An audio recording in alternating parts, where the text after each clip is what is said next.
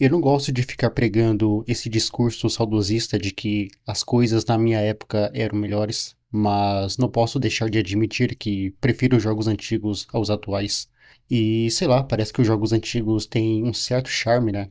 Talvez seja pela memória afetiva que eu tenho em relação a esses jogos, até porque eu os joguei durante a infância.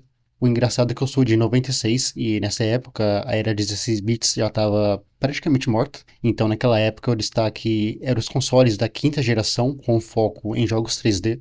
Então lá para 2002 ou 2003, aos 6, 7 anos por aí, eu comecei a ter contato com videogames e eram consoles já datados para a época, né? Mega Drive, Super Nintendo, Nintendo 64, PlayStation 1.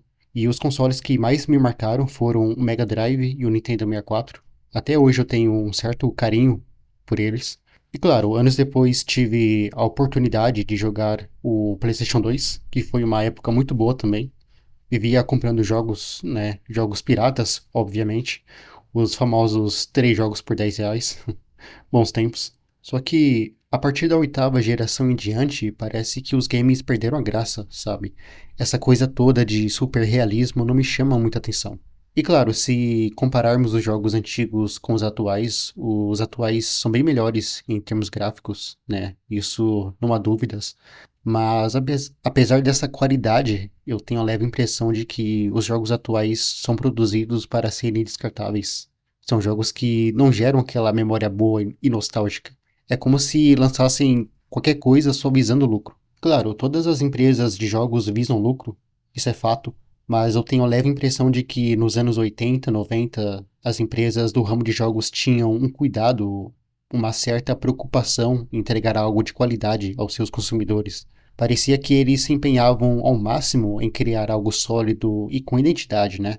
E isso era perceptível em tudo. Gráficos simples e chamativos, histórias envolventes, personagens cativantes e trilhas sonoras muito boas. Outra coisa que eu observo é que há uma certa burocracia em relação aos jogos atuais. Como assim burocracia? É que assim, além de você comprar um jogo caro, você ainda precisa ter acesso à internet, né? Muitos jogos hoje em dia te obrigam a ter acesso à internet. Você precisa fazer atualizações, baixar DLCs, comprar personagens com dinheiro real mesmo, fazer assinaturas, né? Então, às vezes o cara passa mais tempo fazendo essas coisas do que realmente jogando. Os consoles antigos também tinham essa opção de você ter acesso à internet, né? Mas não era algo obrigatório. Então, muitas vezes você colocava um cartucho ou CD e simplesmente jogava. E é por causa disso que hoje em dia eu sou grato pela existência de emuladores. Eu tenho o emulador do Mega Drive, do Super Nintendo, do Nintendo 64, do PlayStation 1 e Neo Geo instalados aqui no PC.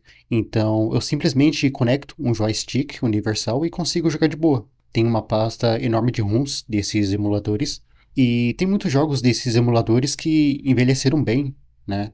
Principalmente os jogos da Nintendo, tanto o Super Nintendo quanto o Nintendo 64. E também há muitos jogos desconhecidos na época que não fizeram muito sucesso e que são muito bons também, vale a pena explorar. Então, sim, para mim os jogos antigos são melhores em questão de história, de trilha sonora, de personagens. Talvez eu tenha essa impressão porque esses jogos fizeram parte da minha infância, né?